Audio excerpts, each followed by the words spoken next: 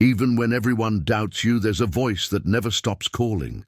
A voice that breaks through the noise of your failures, the weight of your guilt, and the echo of your regrets. That voice says, I still chose you. Maybe you walked away. Maybe you broke promises you swore to keep. Maybe you've looked in the mirror and wondered, why would God still believe in me? But that's exactly where grace begins.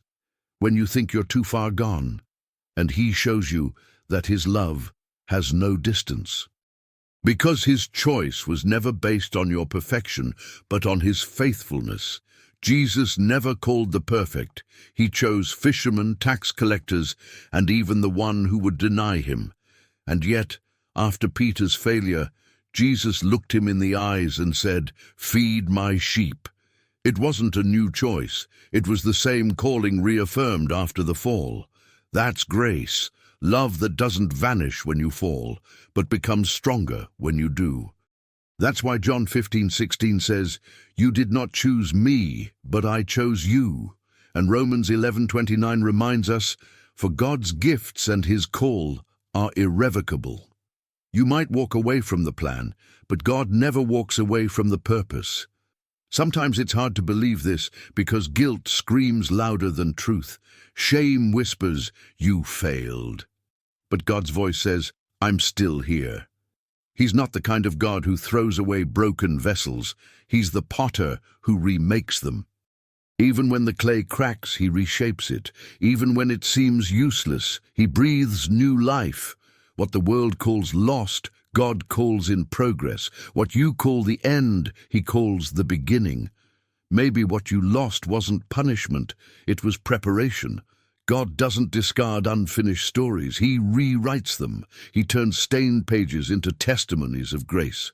Remember Moses? He ran away from Egypt, convinced he had ruined everything. 40 years later, when he thought he was forgotten, God called his name again, not to punish, but to send him back with power. Remember David, the man after God's own heart, who fell hard and hid in shame.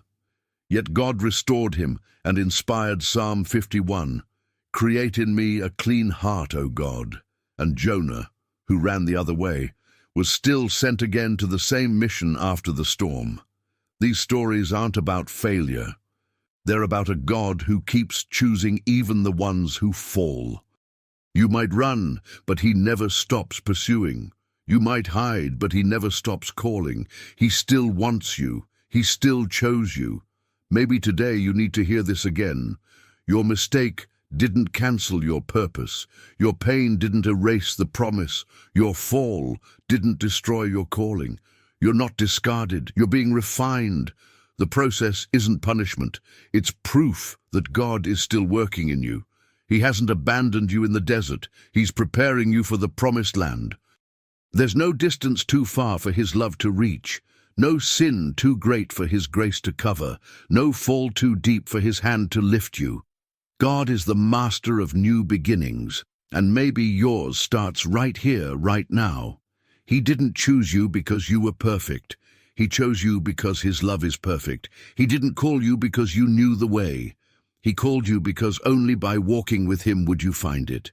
He didn't give up when you did. He waited. Not to humiliate you, but to heal you. Not to condemn you, but to remind you who you are. You are not the sum of your mistakes. You are the child He decided to love, knowing every flaw and still saying, "You are mine." Sometimes it feels too late, but there's no too late for the God who created time. He's never late. He arrives when your heart is ready to be restored. He knows the weight of your tears and the silence of your prayers. He saw when you tried to start over and fell again. He saw when you stopped believing you were worthy, and still He stayed. His presence never left you. When you cried, He was there. When you fell silent, He heard the prayer behind your silence. And today, He's calling you again. Not back to where you fell, but forward to where you'll rise. Don't ignore this call. It's not a coincidence you're hearing this now. It's God saying, "I still chose you." And He didn't just choose you. He prepared you. Every heartbreak, every delay, every closed door was shaping your faith. What looked like destruction was construction. What looked like punishment was protection. What looked like delay was divine timing. The season of guilt is over. The season of grace has begun. God isn't looking at your past. He's looking at your potential. You are still chosen, still loved, still called. The same voice that called you before the foundation of the world still whispers your name. And even if the world rejects you, heaven still declares, "You are mine." He chose you when no one else believed. He saw you when no one else did, and knowing everything, he loved you anyway. So stand up again, not to prove you're worthy, but to receive the grace that already made you worthy. God doesn't want you to return to earn his love. He wants you to return to be healed by it. Your place at his table is still open. Heaven still celebrates your comeback, and today could be your day to return home. If this message spoke to your heart, write in the comments, "He still chose me." Let these words mark the beginning of your restoration, not in guilt but in grace, because God's love has never failed and never will. And the truth is simple yet eternal. You are still chosen.